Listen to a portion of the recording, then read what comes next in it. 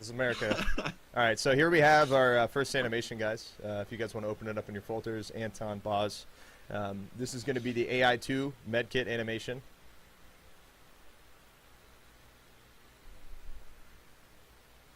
Let's watch. It's pretty freaking cool.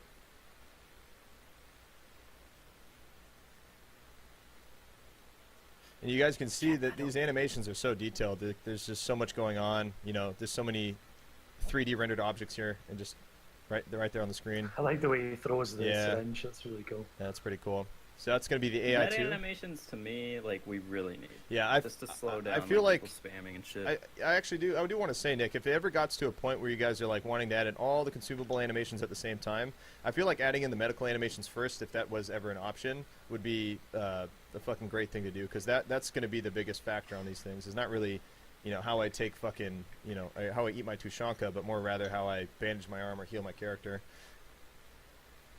I like how he drops the pill in his mouth, like professionally. Yeah, here we have a bandage. Yes, the medical animations is a game changer. Like it's a big game changer. Massive. Massive game changer. So it will redesign your gameplay like from scratch, because your life will be shorter. Yeah. And, well, the thing is you can't heal. You know, a lot of people, and again, for a lot of you guys in chat who maybe have gotten an experience where, man, I shot that guy so many times. Why didn't he die? Like, I did so much damage to him. Why isn't he dead? Well, that's because right now, in the current game, you can run, fight, sprint, all at the same time while healing. And while you just you almost blacked a guy's leg out, he just healed that back in an instant because he can't while he's moving.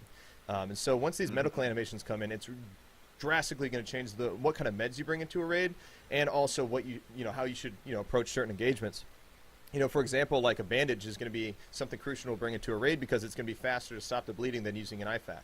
Even though the IFAK obviously is more effective, having those bandages is going to be, hey, I just got shot, I got to stop my bleeding, but I need to keep fighting. I shouldn't be stuck here in an animation. There's one thing that I don't know if you guys could implement this before animations, but the timer on the meds, it needs to heal you when the timer finishes instead of right away. I agree. Yeah, it does it right away. One big problem. Yeah, it should be at the end of the timer. There will be, actually, there are two types of implementation of the medical items. First one is a positive effect during the use of medication. And the second one is after use, like what you're talking about. Like some meds will give you like the effects during actual use, and some of them will give you the post effect. Okay, so like heal over time sort of thing? Yeah. Rather than heal straight away. Okay. That'll be cool.